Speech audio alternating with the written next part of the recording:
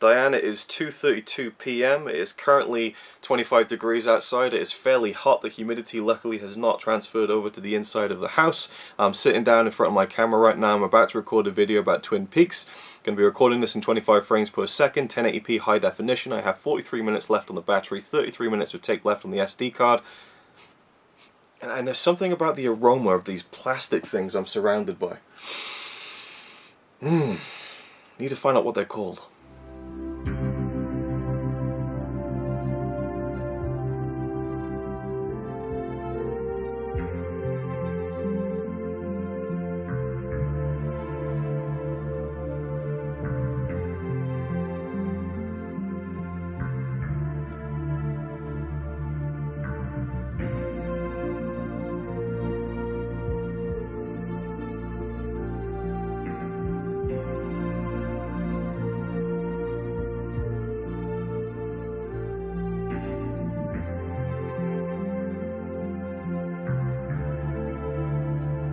Hello, welcome back to my Twin Peaks series. This is part 2, or I guess I could call it at this point in time, Slice 2.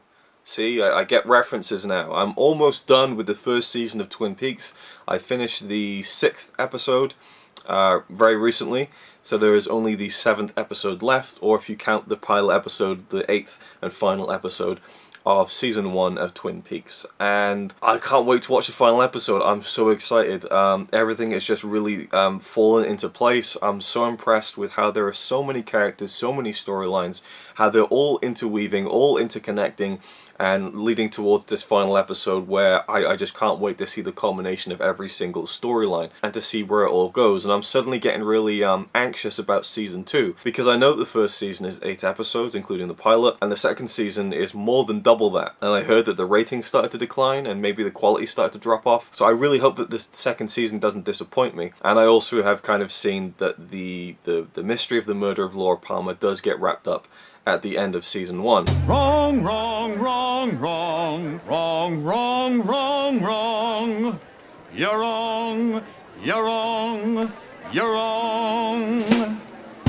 So what's the rest of the show going to be about? I'm really intrigued, and again anxious, because I really hope that it lives up to how good the first season has been. As I was saying in the last video, that the music was a bit of a bone of contention I had with the show. I felt there was, it was far too repetitive, and it was only about 5, 6, 7 different kind of signature tunes. Now I feel like it worked, and sometimes when you make things like this, especially long form like TV series, if you make a choice, I don't know what the choice was, whether it was we can't afford much music, I doubt that was the case, or whether it was, okay, let's just have, a certain selection that we'll use again and again throughout the show, this kind of motif of different tunes and signature pieces of music that people can kind of get into. And that's the choice that was made for whatever reason, and I feel like it paid off. I wasn't a fan of it at the beginning, but I'm a fan of it now.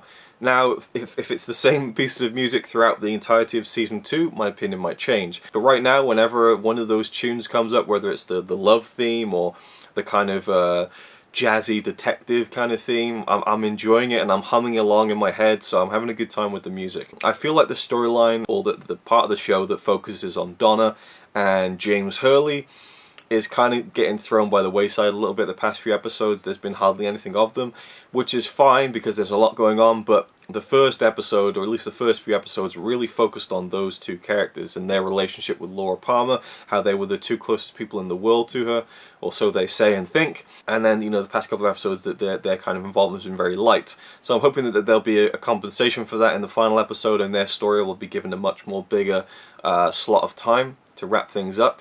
And again, I'm not sure if season 1 wraps things up and then season 2 is like, right, we got to do more, or whether there's a cliffhanger and a continuation that leads naturally into season 2. I don't know. I've got no clue at this point. I've liked the inclusion of the character of Madeline, who is played by the actress who plays Laura Palmer, so it's nice that the actress who plays the kind of the central mystery of the show actually gets to play a character in present time in the show, even if it is a bit unbelievable and unrealistic that Laura Palmer's cousin looks exactly like her, just with darker hair. But it's one of those kind of concessions you have to make, and I really enjoy seeing her in the show, just again purely knowing that's the the actress who plays her, and there's a bit of intrigue to that, and I like what has happened to her throughout the show, or throughout the past few episodes. She kind of joined halfway through the first season. Really enjoying the stuff with Cooper and the sheriff's department, and now the Bookhouse Boys. I like that little backstory. Things are getting a bit more kind of maybe supernatural. They're talking about that there's a presence out there in the woods that hasn't been touched on too much, but it's been referenced. Laura Palmer's mother, you know, it's been referenced that she has maybe something to her. You know, she's seeing these visions of this man. She's had 2 visions. And it might be the same man that Cooper has in his dream, and it's interesting how Cooper is basing a lot of his investigation over a dream he had, and he's following his instincts on this dream, and it's taken him down different paths. And I'm really enjoying just how all the pieces are kind of falling into place, like I said, and how little bits of the mystery being unwrapped and unraveled, and then, you know, kind of covered back over again to kind of, you know, there's this thing steps forwards and steps backwards, and everything just seems to be moving towards this final episode. So I think that it's wonderfully crafted as a show and as a story, even if there are, again, some of the acting starting to kind of let it down a little bit. Where are you going? You don't need to know. Actually, now that I'm kind of almost done with the first season, I can say that there is some tremendous acting from a lot of the actors in the show. But again, there are those kind of little chinks in the armor that can't be denied. And I guess I don't know, I don't want to predict what I think is the ending of the show or who killed Laura Palmer, because I'm not the kind of person to really sit down and watch a show or watch a film and be there the whole time thinking who did it, how did they do it, you know, and kind of be like, yeah, I got it right, you know. If it falls into my head, you know, and just kind of lands in my lap, then I'll go with it. But I tend not to focus too much on predicting things when I'm watching them. I really don't. Like Alien Covenant, which I've seen twice now in the cinemas. The big twist at the end, never saw it coming. Watching it the second time, even the first time, it's blatantly obvious what the twist is going to be. I think I was the only person in the world who didn't get it, but it's because I wasn't overthinking it. I was just letting the movie, the story, take me on the ride that it was, you know, destined to take me on, and that's kind of what I'm doing with Twin Peaks. For the purposes of this video, I suppose, I can kind of speculate. It seems as if Leo, Jacques, and Bernie are kind of the 3 guys who captured Laura and did things to her and then killed her.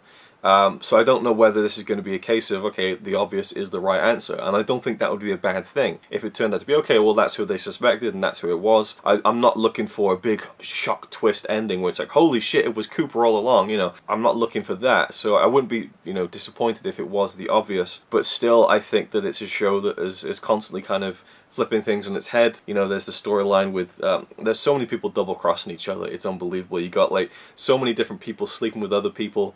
There's, like, love triangles all over the place. There's love quadrangle. Like, there's so many different things going on with the love lives of the characters in the show. Josie, she is kind of seeing the sheriff, and then you have her, I guess it would be sister-in-law, Catherine, who's secretly sleeping with Benjamin Horne, but then Benjamin Horne might be secretly sleeping with Josie at the same time, who's supposed to be sleeping with the sheriff. Catherine's trying to double-cross Josie, but really Josie is double-crossing Catherine. Leo's involved in that too, and then Hank is also involved with Josie, and they keep lapping over and over and over, and yet still, I'm not confused in anything. So again, I think it's been wonderfully crafted. I'm immensely impressed by the show, and like I said in the first video, I just love the setting.